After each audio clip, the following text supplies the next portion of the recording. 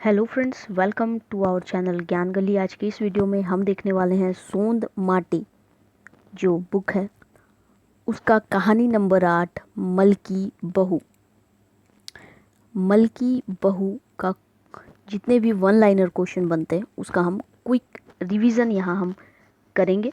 और अगर आपको ऑब्जेक्टिव क्वेश्चन वाले क्वेश्चन ऑब्जेक्टिव क्वेश्चन टाइप वाले लगाने हैं तो आप हमारे प्लेलिस्ट में जा सकते हैं, या फिर आप क्या करो, वीडियो में जब आप स्क्रॉल करोगे तो वहाँ डायरेक्ट आपको दिख जाएंगे। ठीक है, नीचे चले जाना वीडियो वाले सेक्शन में या प्ले लिस्ट वाले सेक्शन में जाएंगे तो वहाँ इजीली आपको मिल जाएगा। तो आइए वन लाइनर क्वेश्चन के सारे हम देखते हैं। देखिए, पहला क्वेश्चन क्या है कि मलकी बहू कहानी के शुरुआत लेखक कौन महीना से करल है? किस महीना का जिक्र होता है? तो वो है आषाढ़। ठीक है, क्या है आंसर? आषाढ़ है।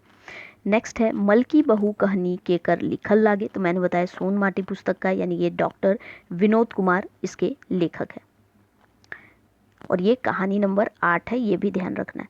नेक्स्ट है मलकी बहू कहनी कौन किताबें शामिल है? तो मैंने बताया सोंद माटी में।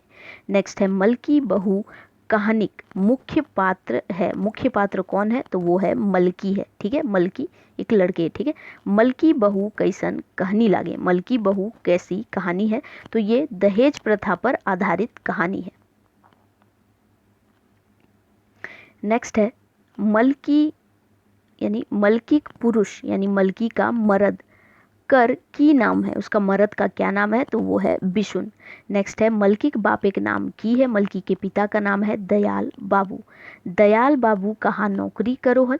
कहाँ काम करते हैं? तो वो बोकारो में काम करते हैं। नेक्स्ट है बिशुन कतना पढ़ल रहे? तो बिशुन बीए किया हुआ था। ठीक है, नेक्स्ट क्वेश्चन है बिशुन कैसन लोग रहे? वो शिक्षित बेरोजगार था। मतलब शिक्षित तो था मगर बेरोजगार था। और शिक्षित मूर्ख भी है। उसकी जो सास रहती है वो बोलती है कि वो शिक्षित है मगर उसमें शिक्षा नहीं है, मूर्ख है। दहेज लोभी भी वो रहता है। ठीक है, नेक्स्ट है, एक मिनट यहाँ से देखिए, नेक्स्ट क्या है कि बिशुन के बिहा पहर कतना तिलक दहेज मांग तय करल गेल रही। यानी बिशुन और मलकी की जब विवाह तय हुई थी तो मांग दहेज के रूप में क्या लेन देन की बात हुई थी? तो बात क्या हुआ था कि 40,000 रुपया नगद दिया जाए और एक फटफटिया गाड़ी की मांग की गई थी। फटफटिया गाड़ी शादी के 2-4 वर्ष के बाद देने की बात थी। मतलब क्या होता, जब बात तय हुई कि 40,000 रुपया और फटफटिया गाड़ी, लेकिन शादी समय तक वो नहीं जुगाड़ कर पाए थे। 40,000 रुपया नगद दे दिया था मगर एक फटफटिया गाड़ी नहीं दे पाए थे। तो बात हुआ था ठीक है 2-4 साल बाद आप दे दीजिएगा। ठीक है, शादी के 2-4 वर्ष बाद आप देने की बात की गई थी बाद में, लेकिन वो भी नहीं वो दे पाए थे। ठीक है, जो दयाल बाबू होते वो नहीं दे पाए थे अभी तक। नेक्स्ट है मलकी बहू कहानी में ओकर ससुराल में कितने लोग थे? तो कितने लोग थे? तो 4 लोग थे। मलकी, मलकी का पति, उसकी सास और ससुर का जिक्र है वहाँ। जैसे मलकी है, सॉरी बिशुन है, मलकी है, मलकी की सास और मलकी के ससुर। नेक्स्ट है बिशुन के ससुराल कहाँ था? तो बिशुन का के ससुराल कहाँ था? अब वो बोकारो में काम करते थे उसके ससुर, तो बोकारो ही में होगा। नेक्स्ट है मलकी के विवाह में दहेज देने के लिए उसके पिता ने कितना जमीन बेचा था? तो 2 मन विहीन वाला जमीन, यानी 2 मन उपजाऊ जैसे होता है ना जमीन, 2 मन विहीन वाला जमीन उन्होंने बेचा था। नेक्स्ट है बिशुन के बिहा पहर कतना रुपया मिलल रहे?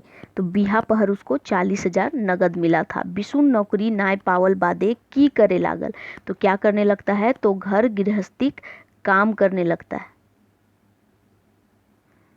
नेक्स्ट क्या है कि बिजनेस करे पैसा लस्तगे बिशुन कहाँ गेल? तो ससुराल गेल। ठीक है, मतलब वो जॉब नहीं था बिशुन के पास, तो उसने क्या सोचा कि जो 40,000 रुपया मतलब जो बाइक था, मतलब फटफटिया जो गाड़ी थी, तो उसके बदले वो क्या चाहता था कि अगर वो नहीं देंगे तो पैसे दे दीजिए, उस पैसे से मैं कुछ बिजनेस करूंगा। नेक्स्ट क्या है कि बिजनेस करे लस्तगे बिशुन ससुर से फटफटिया गाड़ी ओजी की मांग ले। मतलब उसकी जगह क्या मांगा? मांगल रहे तो क्या मांगता है? तो रुपया मांगता है। ठीक है, नेक्स्ट है खसीक जान चलल जाहे खेवैया के पेटे नाय भोरे। तो खसी का जान मतलब खसी बकरा जो होता है उसका जान चला जाता है, लेकिन जो खाने वाले रहते हैं उसका पेट ही नहीं भरता है। ई काभइत है, ठीक है। काभइत कौन कहनिए कहल गेल है, तो वो है मलकी बहू में कहा गया है। नेक्स्ट है खसीक जान चलल जाहे खवैया के पेट नाय भरे। ई काभइत कौन कहल, ठीक है। ये काभइत ये जो है कहावत जो है वो किसने कहा, तो मलकी के पिता ने कहा था, मलकी के बाप ने। नेक्स्ट है मलकी के बाप ने मलकी की शादी से पहले बिशुन को पहली बार कहाँ देखा था, तो उन्होंने बोकारो एक्सचेंज ऑफिस में देखा था, ठीक है। नेक्स्ट है केकरो कहल से कोई कुआं में डूबे है, यह मलकी बहू कहानी में किसने कहा, तो दयाल बाबू ने कहा था, ठीक है। देखिए सारे ऑनलाइन हैं, आप लोग को बस देखना है कि क्या आपको आ रहे हैं नहीं आ रहे। जो नहीं आ रहा है उसको लिख लीजिए, वापस लर्न कर लीजिएगा, ठीक है। क्या है मलकी बापेक कैसन बेटी रही, मतलब किस टाइप की बेटी थी, तो वो इकलौती बेटी थी, ठीक है। मलकी कौन किसने कहा था कि, अच्छा मलकी को, ठीक है, मलकी को किसने कहा था कि अपने पिता के घर जाओ और फटफटिया गाड़ी मांगो, तो बिशुन ने कहा था। जब वहाँ से वो वापस आता है फिर उन्होंने कहा था कि मैं नहीं दे पाऊंगा, तो वो क्या बोलता है, जाओ और अपना घर जा कर के फटफटिया गाड़ी मांग के लाओ, लेकिन मलकी नहीं जाती है, ठीक है। मलकी को ससुराल में लात से कौन मारता था, तो सास मारती थी, मलकी की जो सास होती है वो मारती थी।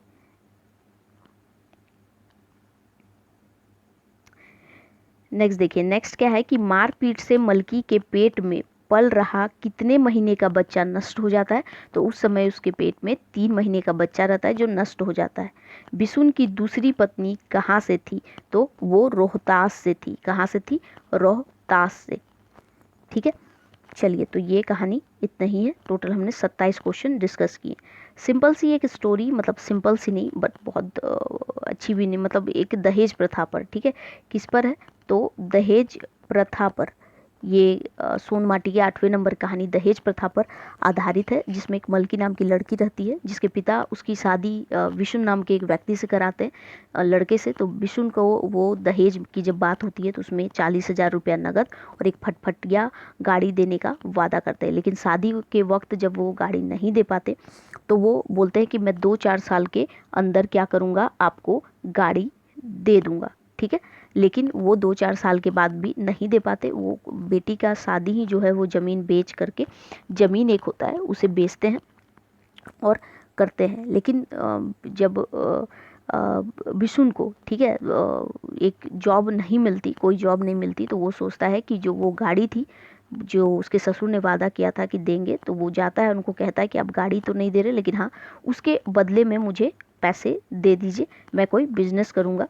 लेकिन उन लोगों की हालत वो नहीं होती कि उसे वो गाड़ी मतलब जो फटफटिया गाड़ी है उसके ओजी में पैसा वो दे पाए। तो वो क्या करते हैं कि मना कर देते हैं। फिर बिशुन जो होता है अपने घर जाता है, अपनी बीवी मलकी से कहता है, ठीक है, मलकी से कहता है कि घर जाओ और जाके पैसा लेके आओ, लेकिन वो आने से मना कर देती है, ठीक है। तो फिर घर के जितने लोग होते हैं उसे प्रताड़ित करने लगते हैं, उसे मारने लगते हैं और इतना मारते हैं कि उसके गर्भ में पल रहा 3 महीने का जो शिशु होता है वो भी मर जाता है, ठीक है। उसके बाद उसे सब बाजिन कहने लगते हैं, मारते पीटते हैं। उसके बाद बिशुन अंत में क्या करता है कि एक दूसरी महिला से शादी कर लेता है और उसे नौकरानी की तरह वहाँ रहने देता है, या फिर कहता है तुम अपने घर चल जाओ।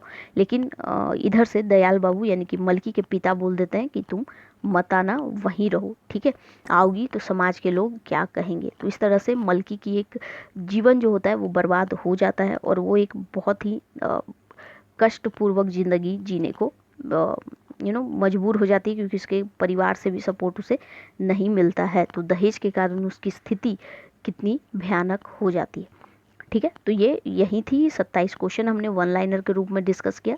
थोड़ा एक बार कहानी को पढ़िएगा, डिटेल में पढ़ लीजिएगा, तो आपके एक भी क्वेश्चन नहीं छूटने वाले। बस थोड़े कुछ फैक्ट वाले जो क्वेश्चन बनेंगे इससे, किताब से रिलेटेड, प्रकाशन ये वो, तो वो और या फिर विनोद कुमार का जन्म, ठीक है, वो सारी चीज़ याद कर लीजिएगा, एक भी क्वेश्चन आपके नहीं छूटेंगे।